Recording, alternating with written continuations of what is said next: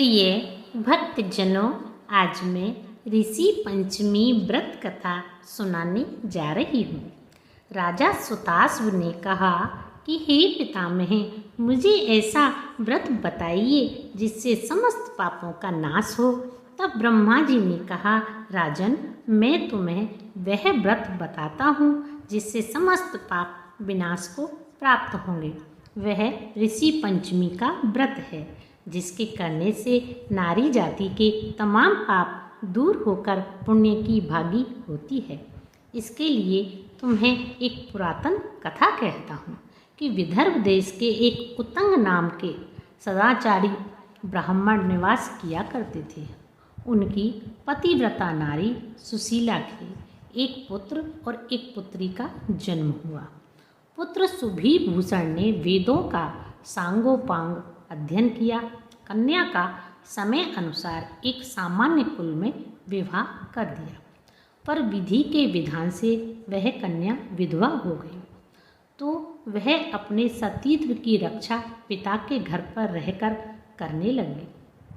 ब्राह्मण ने सब परिवार गंगा तट पर कुटी बनवा ब्राह्मण बालकों को विद्या अध्ययन कराने लगे। एक दिन वह कन्या शिलाखंड पर शयन कर गई। रात भर में उसके सारे शरीर में कीड़े पड़ गए।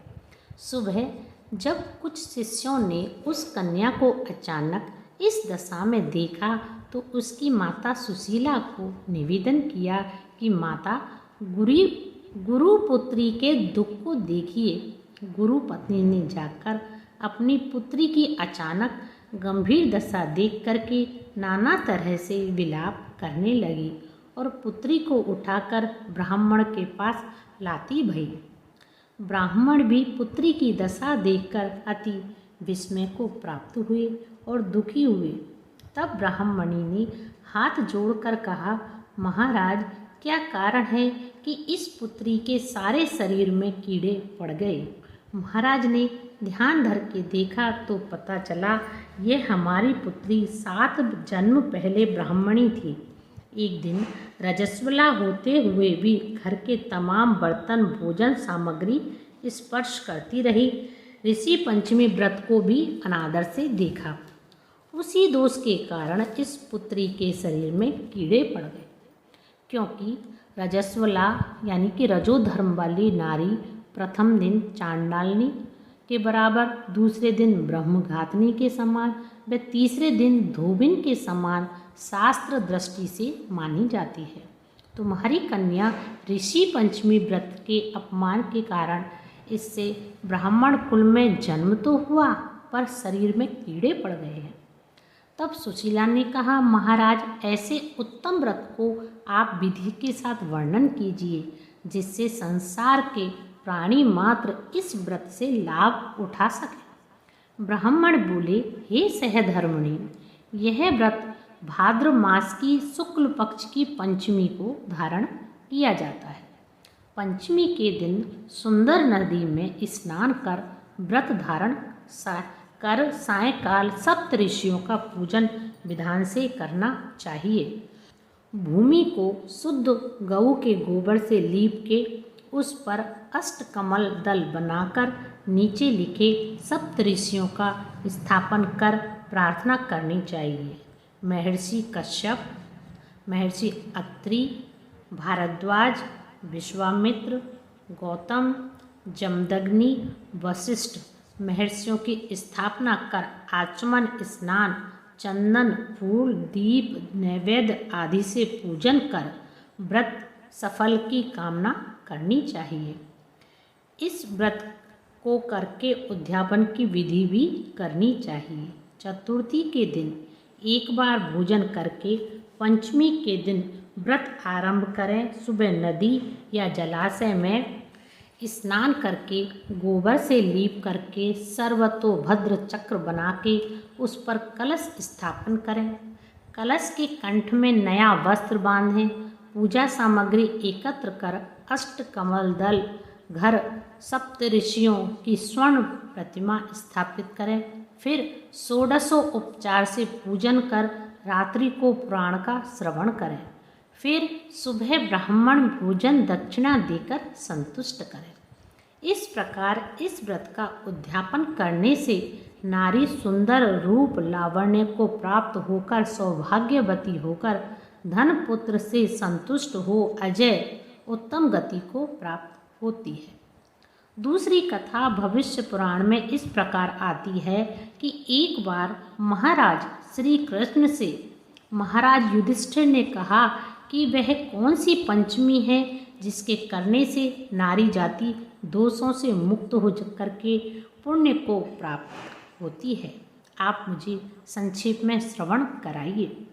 भगवान कृष्ण जी ने कहा, राजन, भाद्रपद शुक्ल पक्ष की पंचमी को ऋषि का व्रत रहने से रजस्वला से मुक्ति होती है, क्योंकि जब इंद्र ने वृत्तासुर को मारा था तब ब्रह्म हत्या का एक भाग नारी के रज में, दूसरा नदी के फेन में, तीसरा भाग पर्वतों में, चौथा भाग अग्नि की प्रथम ज्वाला में विभक्त किया था, जिससे हर वर्ष हर जाति की नारी की रजस्वला होने पर प्रथम दिन चांडालनी, दूसरे दिन ब्रह्मघातनी, तीसरे दिन धोबन माफिक दोषी होती है।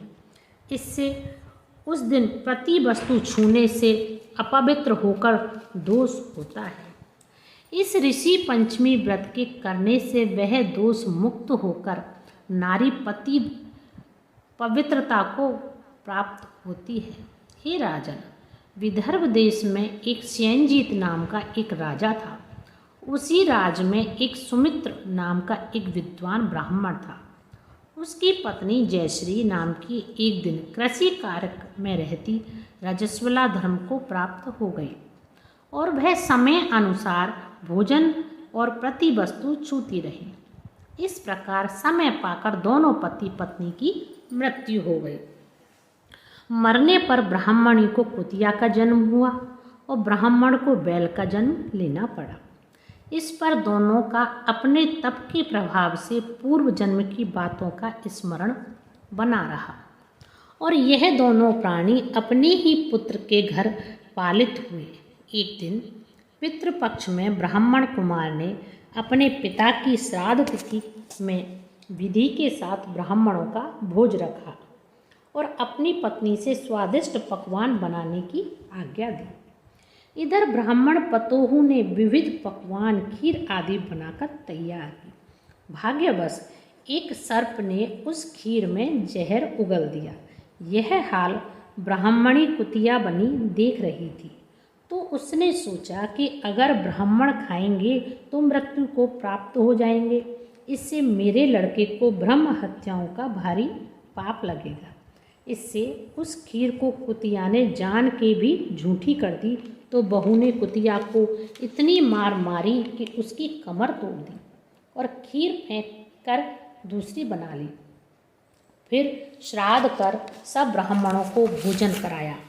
रात को कुतिया ने जाकर अपने पूर्व पति बैल से दिन में होने वाली सारी घटना बताई, तो बैल बोला, प्रिय, तुम्हारे पाप के संसर्ग से आज मुझे बैल होना पड़ा और आज मेरे लड़के ने दिन भर मुंह बांधकर जोता है, अभी तक एक मुट्ठी घास भी नहीं डाली। यह सारी बातें छुपा हुआ ब्राह्मण बालक भी सुनता रहा, जिससे वह बड़ा दुखी हुआ। दोनों माता पिता को भोजन देकर वह गुस्से से वन में चला गया। उधर ऋषियों ने दंडवत करके पूछा, महाराज, मेरे माता पिता कुतिया व बैल की योनि में हैं, वह किस प्रकार इस योनि से छुटकारा पा सकेंगे? तो ऋषियों ने बताया, तुम्हारे माता पिता ने रजोधर्म दोष से कुतिया बैल का जन्म पाया है। इससे तुम घर जाकर के विधि से उत्तम व्रत ऋषि पंचमी को करके उसका फल अपने माँ बाप को समर्पण करो, जिससे वह इस पशु योनि से मुक्त होकर स्वर्ग को प्राप्त करें। मुनियों से विधि सुनकर ब्राह्मण पुत्र ने घर आकर विधि के साथ सर्वान्न सहित भाद्रपद शुक्ल पंचमी को ऋषि पंचमी व्रत को किया और श्रद्धा से उस व्रत का फल अपने माता पिता को समर्पण किया, जिसके प्रभाव से वह इस क्रूर योनि से छूटकर दिव्य विमान पर आरूढ़ हो स्वर्ग को प्राप्त हुए।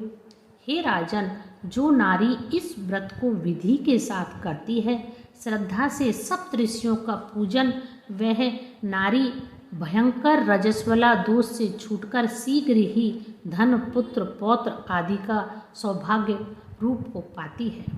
इस व्रत को करने का नारी जाति का मुख्य कर्तव्य है। इससे मन, तन आदि के दोष से मुक्त होते हैं। वे इस व्रत के अनायास नारी जाति को मिलते हैं। हे युधिष्ठिर महाराज, इस व्रत का ऐसा महत्व है। इति श्री ऋषि पंचमी व्रत कथा संपूर्णम। ओम श्री हरे नमः। श्रीमन्नारायण नारायण नारायण, श्रीमन्नारायण नारायण नारायण।